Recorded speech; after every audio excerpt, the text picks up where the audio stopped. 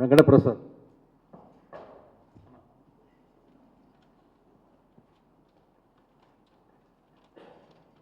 Rahman,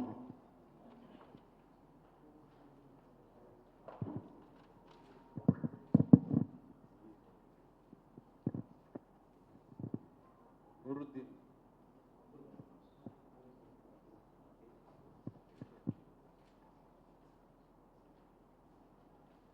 Mohan Babu,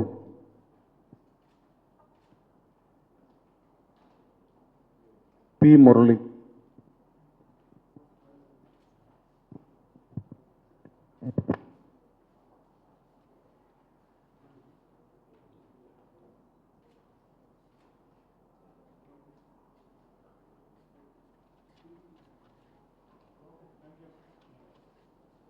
sir lawyers background criminal history ఉందా sir? ఇది జనరల్గా కాకపోతే ఇంకా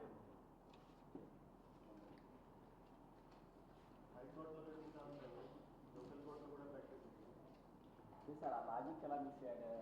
పెద్ద లాయర్ అయ్యింది, మర్డర్ చేస్తే వెళ్ళిపోతాను, లాజిక్ ఎలా మిస్ అయ్యాడు? డబ్బులు తీసుకున్నాడు, డబ్బులు ఇవ్వడం ఇష్టం లేకపోతే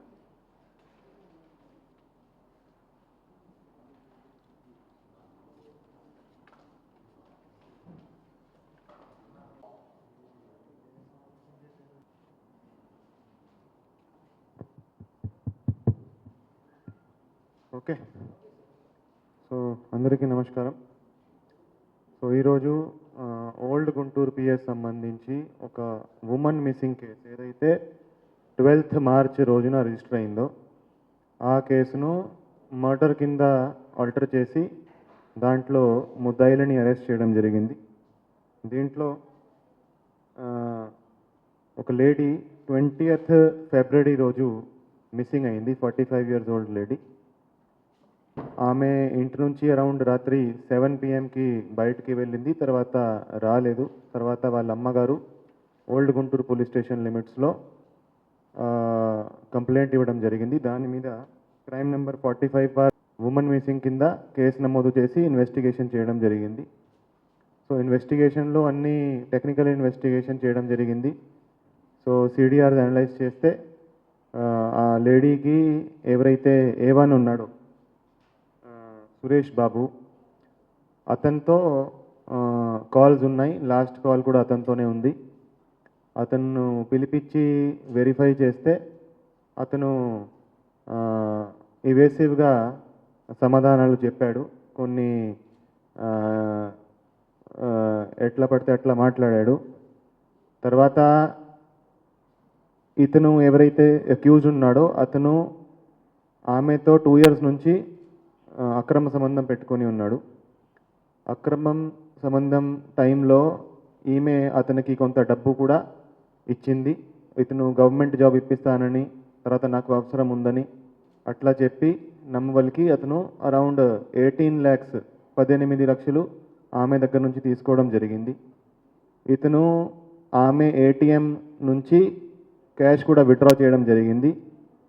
ఆ క్యాష్ ఎవరు విత్డ్రా చేశాడని మేము ఇన్వెస్టిగేషన్లో చూస్తే ఇతను ATMకి వెళ్ళి ఆమె ATM కార్డ్ ఆమె అకౌంట్ నుంచి డబ్బు విత్డ్రా చేయడం జరిగింది. అది ఎందుకు విత్డ్రా చేశాడని మేము ఇంటరోగేట్ చేస్తే పూర్తి స్టోరీ బయటికి వచ్చింది. సో A1 యనుమల సురేష్ బాబు అతను ఒక అడ్వకేట్, ఇక్కడ గుంటూరులో ప్రాక్టీస్ చేస్తున్నారు. హైకోర్టులో కూడా కొన్ని కేసెస్ చూస్తారు.